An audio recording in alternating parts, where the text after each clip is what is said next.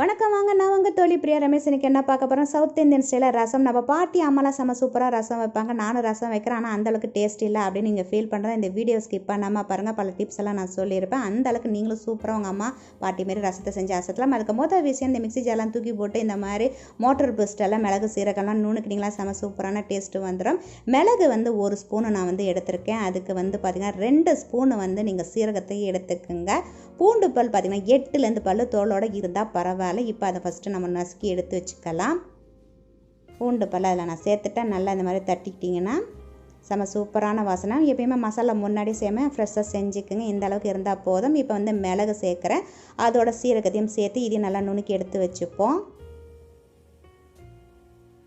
2 cup சுடு தண்ணியில் பார்த்திங்கன்னா 2 தக்காளி கட் பண்ணி வச்சுருக்கேன். மிக்ஸி ஜாரில் தக்காளி வந்து ஸ்மாஷ் பண்ணுறதை விட, அதாவது ஜூஸ் பண்ணுறதை விட இதுமாதிரி கையால் பண்ணிங்கன்னா நம்ம செம சூப்பராக டேஸ்ட்டாக இருக்கும். சில டிப்ஸ் எல்லாம் நீங்கள் ஃபாலோ பண்ணினா அந்த அளவுக்கு, அதை நம்ம அம்மாலாம் செஞ்ச மாதிரி செம சூப்பராக நம்மளே ரசம் நீயா வச்சேன்னு கேட்குற அளவுக்கு இருக்கும்.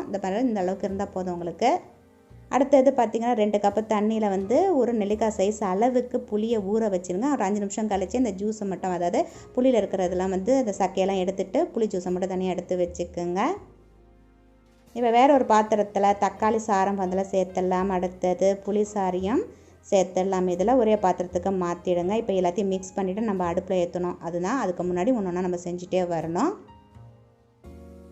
இப்போ இதில் வந்து பார்த்திங்கன்னா ஃபஸ்ட்டு நம்ம பூண்டு தட்டி வச்சுருந்தோம் இல்லையா, நசுக்கி அதை இதில் வந்து சேர்க்குறேன். நான் மிளகு சீரகலாம் நுணுக்கி வச்சுருந்தோம், அதையும் இதில் சேர்த்துடுங்க. உப்பு தேவைக்கு ஏற்ப உங்கள் டேஸ்ட்டுக்கு தகுந்த மாதிரி உப்பு அதில் சேர்த்துக்குங்க. 1 டீஸ்பூன் வந்து பார்த்திங்கன்னா சோம்புத்தூளும் சேர்த்துங்க, செம சூப்பராக இருக்கும். மஞ்சத்தூள் 1 டீஸ்பூன். பச்சை மிளகா வந்து காரத்துக்கு 4லேருந்து 6 உங்களுக்கு, இல்லை நான் 4 காந்து பச்சை மிளகா சேர்த்துருக்கேன். வெல்லம் வந்து சிறிது 1 டீஸ்பூன் வந்து வெல்லம் சேர்த்துக்குங்க அதில். இப்போ எல்லாத்தையும் மிக்ஸ் பண்ணிவிட்டு அடுப்பில் ஏற்ற வேண்டியதான். இது ரொம்ப நேரம் வந்து ரசம் கொதிக்கக்கூடாதுங்க. அது ஃபஸ்ட்டு டிப்ஸ் நல்லா நான் வச்சுக்கோங்க. இப்போ வந்து தாளிக்கிறதுக்கு என்ன வேணால் 1 டீஸ்பூன் வந்து கடுகும், 1 டீஸ்பூன் சீரகம், 1லேருந்து 2 வந்து சிகப்பு மிளகாய் எடுத்துக்கோங்க. இப்போ இதெல்லாம் வந்து எண்ணெயில் வந்து காய்ச்சி அதில் வந்து தாளிக்கிறதுக்காக எடுத்துச்சுலாம் தாளித்து முடிச்சாச்சு. இப்போ ரெடியாக இருக்குது. இப்போ ரசம் வந்து கொஞ்சம் கொதித்து வரணும். அதாவது பார்த்திங்கன்னா நிறைய கொதிக்கக்கூடாது. நல்லா கொதிச்சா ரசத்தோட டேஸ்ட் வந்து போயிடும். ஒரு கொதிக்கு முன்னாடியே ரசத்தை நிறுத்தணும், அதுதான் பக்குவம். அதுக்கு பக்குவத்துக்கு நம்ம நிறுத்திட்டோன்னா ரசத்தை செம சூப்பராக அசத்தலாம் நம்ம. இப்போ பார்த்திங்கன்னா ஓரத்தில் இந்த மாதிரி வந்து நடுவில் மட்டும் அப்படியே கூட்டி வருது பார்த்திங்களா. இந்த ஸ்டேஜோடு நம்ம ரசத்தை நிறுத்திட்டு இதில் வந்து பெருங்காயத்தை நான் சேர்க்குறேன். நான் எப்பயுமே ரசம் கொதிச்சதுக்கப்புறம் நிறுத்திட்டு பெருங்காயத்தை சேருங்க.